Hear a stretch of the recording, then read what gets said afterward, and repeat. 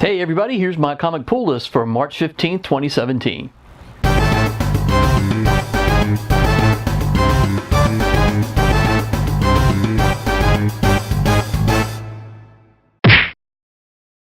So starting off with Dark Horse and Angel Season 11 number 3. So Angel and Fred are still in the primordial past, having been transported there by present-day Illyria, who's hoping to right a wrong her former self committed eons ago. Now, this storyline just isn't very interesting to me. Geraldo Borges' art is pretty, well, dull also. I'm just not digging the season at all so far. You know, as I said last time I reviewed this title, this season is completely different from the last season, and not for the better. I'm not sure what they were thinking changing things so much, but they need to think again. Moving on, it's DC and Lucifer number 16. So Lucifer continues to pull together his plan to rid heaven of the false god. A plan which involves a sword, a talking baby, and an angel's heart. Meanwhile, down in hell, the different factions continue to plot together against Mazikeen. I didn't like this issue as much as I liked the last one, but I still found it pretty entertaining. And I've really become a fan of Lee Garbert's art in this title. You know I love me some quirkiness, and his style has it in spades. Next up, it's Supersons number 2. So when this title came out last month, I didn't get it. You know, I didn't know anything about Jonathan Kent as Superboy, and what I did know about Damian Wayne as Robin, I didn't like. But at the recommendations of, you know, a few of my comic book peeps, I decided to give it a try. So I picked it up this week, and both issue 1 and 2, and I didn't hate it. There's actually kind of a fun chemistry between the two lead characters.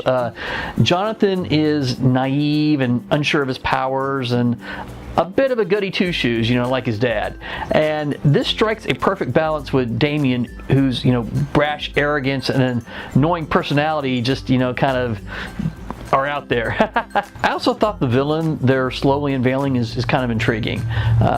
That being said, I doubt this will ever be one of my favorite titles, but I did enjoy it enough to give it a few more issues. And next up, it's more Robin and Nightwing number 17. Following a clue, Nightwing and Robin try to track down Sean, but Deathwing is there waiting for the pair. This was a great action-packed issue with some excellent dialogue between the characters. I really like the storyline so far, and I'm looking forward to seeing where it goes next. Moving on to Dynamite, and it's Wonder Woman 77 meets the Bionic Woman, number 3. We're at the halfway point of this miniseries, and things are getting interesting. The members of the Castra Cabal give their prerequisite villain soliloquies in this issue and explain who they are.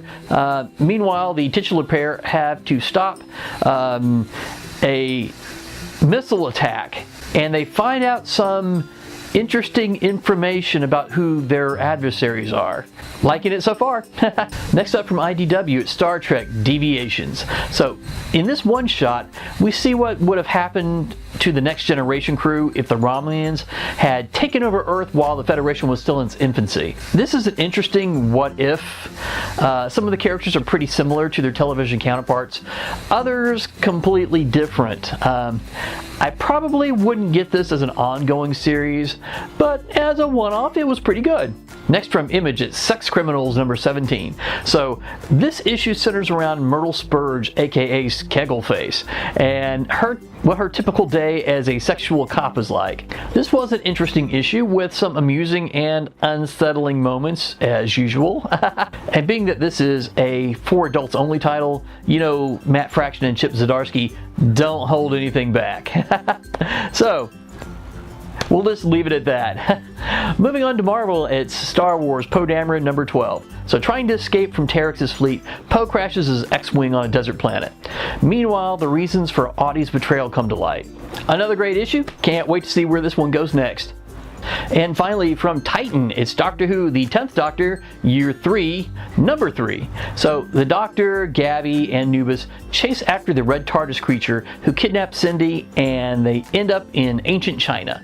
There they meet a wise man and his son who agree to help the trio rescue their friend, who is now imprisoned behind a giant wall.